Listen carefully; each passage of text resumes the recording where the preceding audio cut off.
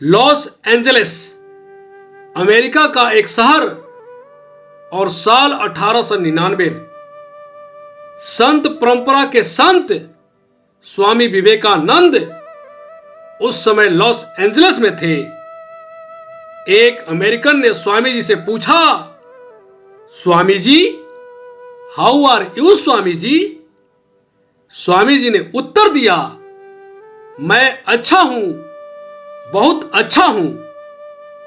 उस अमेरिकन को लगा कि स्वामी जी को अंग्रेजी नहीं आती, इसलिए हिंदी में जवाब दे रहे हैं। लेकिन उस अमेरिकन को टूटी फूटी हिंदी आती थी, तो अगला प्रश्न उसने हिंदी में पूछ लिया, स्वामी जी, आपको यहां आकर कैसा लग रहा है? इस बार स्वामी जी ने अंग्रेजी में उत्तर दिया, I am feeling good, your country is beautiful. अमेरिकी ने कहा, ये क्या पहेली है स्वामी जी? मैंने आपसे अंग्रेजी में सवाल किया, उसका उत्तर आपने हिंदी में दिया। मैंने जब हिंदी में प्रश्न पूछा तो आप अंग्रेजी में जवाब दे रहे हैं, ये क्या बात है?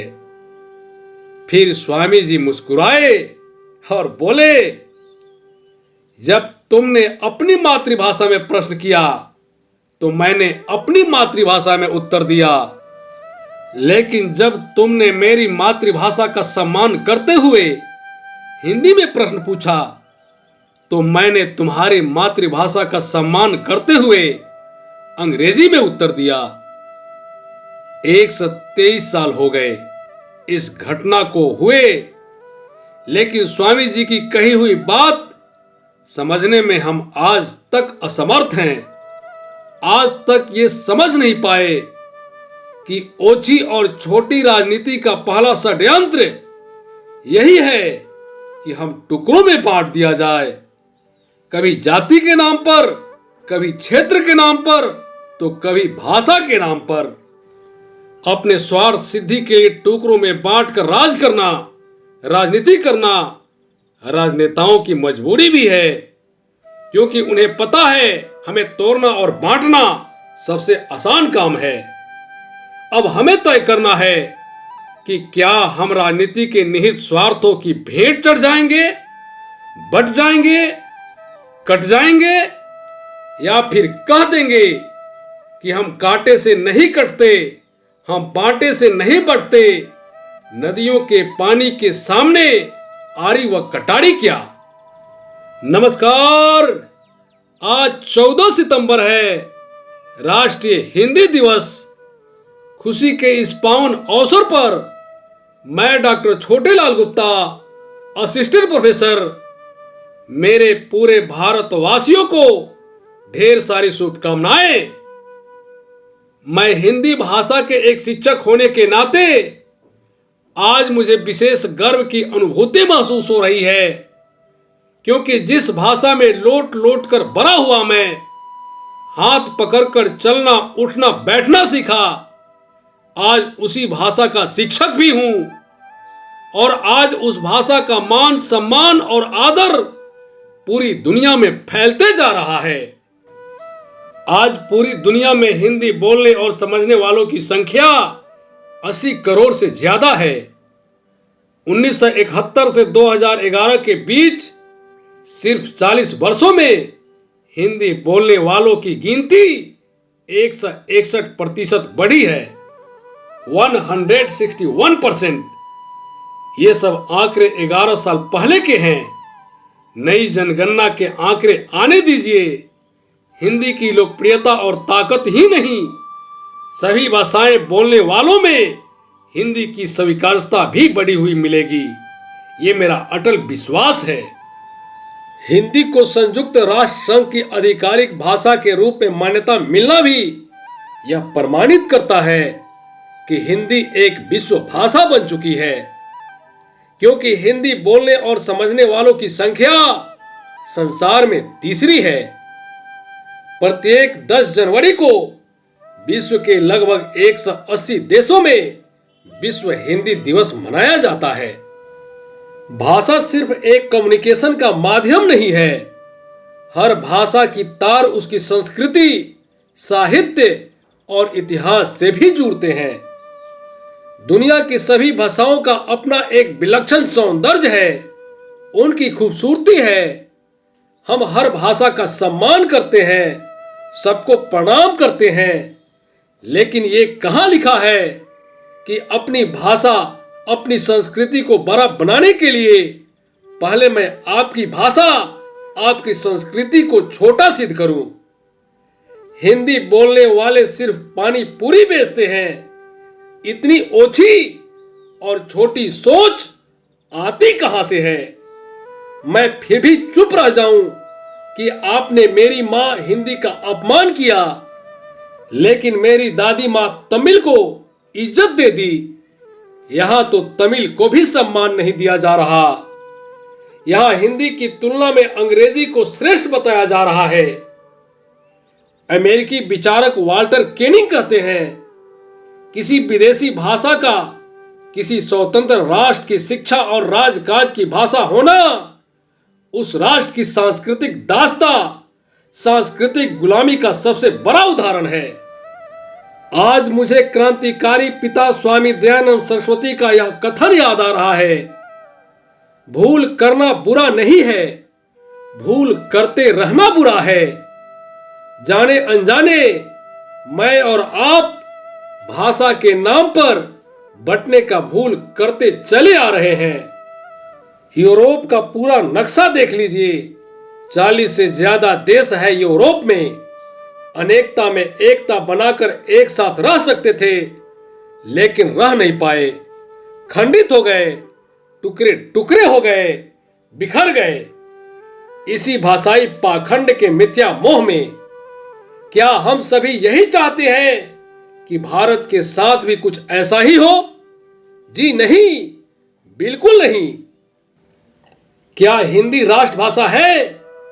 जी हां, हिंदी राष्ट्रभाषा है और संविधान में उल्लेखित सभी 22 भाषाएं राष्ट्रभाषा है। यह सवाल कहां से आता है कि Hindi is no more national language? Of course, Hindi is a national language and nobody has right and authority to deny it. ये इतनी सी बात अंग्रेजी में मैंने इसलिए बोली कि हिंदी न समझने वाले मेरे भाई बहन भी मेरी बात अच्छी तरह समझ जाएं। मत बांटिए हमें नॉर्थ साउथ के नाम पर, हिंदी तेलुगु के नाम पर। हिंदी के लिए जहर बोलना, जहर घोलना बंद कीजिए। वो उतनी ही आपकी भाषा है जितनी मेरी। हिंदी के तिरस्कार पर आपको भी उतनी ही दर्द होनी चाहिए जितना मुझे होता है। मुझे तकलीफ हुई जब एक प्रसिद्ध नाटककार राम गणेश कनकरी ने सैकड़ों साल पहले कहा था कि टीन के डब्बे में कंकर पत्थर भरकर जोर से हिलाओ, जो आवाज आए वही दक्षिण की भाषा है। भाषा के बारे में ऐसी सोच रखना, ऐसी व्याख्या करना गलत है।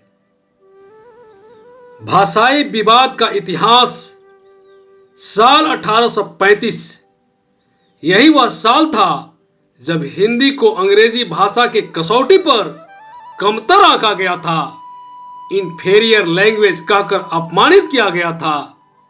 मैकाले की घृणित और कुत्सित नीति के चलते भारत पर अंग्रेजी थोप दी गई। इस घटना ने पहली बार भारत में भाषा विवाद का बीज बोया था। भाषावाद शब्द भी शायद पहली बार सुनने में आया था। इस बीज को खाद पानी दिया कांग्रेस ने। 1917 में कांग्रेस ने अपने घोषणा पत्र में कहा था, देश की स्वतंत्रता के बाद राज्यों का गठन भाषा के आधार पर किया जाएगा, यानी यूरोपियन मॉडल, एक भाषा एक देश के तर्ज पर। यहीं से भारत में भाषावाद की बीज का फैलना भी शुरू हो गया। दुर्भाग्यवश कांग्रेस की इस योजना को महात्मा गांधी का आशीर्वाद भी प्राप्त हो गया, लेकिन डार्क कमीशन जो नए राज्यों के गठन के लिए बनाया गया था, उसने 1948 में अपनी रिपोर्ट प्रस्तुत की और इस रिपोर्ट में साफ साफ लिख दिया, कि अगर भाषा के आधार पर राज्यों का गठन हुआ तो सैकड़ों बोलियों और भाषाओं वाले इस देश में भाषावाद जंगल में लगी आग की तरह फैल जाएगा और उसे रोक पाना असंभव हो जाएगा। भाषा के नाम पर विभाजन की मांग लगातार उठती रहेगी। अभी अभी 1947 में देश धर्म के नाम पर टूटा है। अब हम भाषा के नाम पर इसे और विखंडित नहीं कर सकते और कमजोर नहीं कर सकते, ऐसा डार्क कमीशन ने अपनी रिपोर्ट में लिखा था। पंडित नेहरू और सरदार पटेल 1947 से पहले भाषाई राज्यों के पुरजोर समर्थक थे, लेकिन विभाजन की त्रासदी देखकर उन्होंने अपनी राय बदल दी।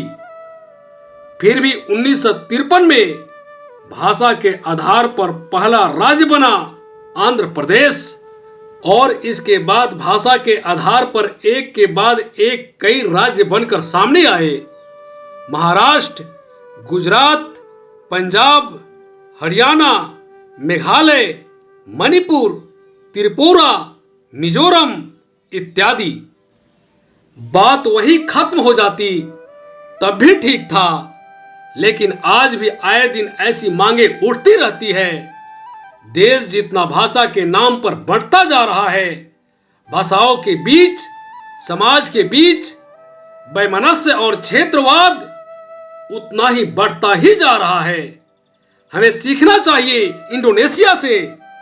17,000 द्वीपों में फैले इंडोनेशिया के पास अपनी इंडोनेशियाई राष्ट्रभाषा है, जिसे हम अपनी अंग्रेजी प्रेम के कारण आज तक अर्जित नहीं कर पाए।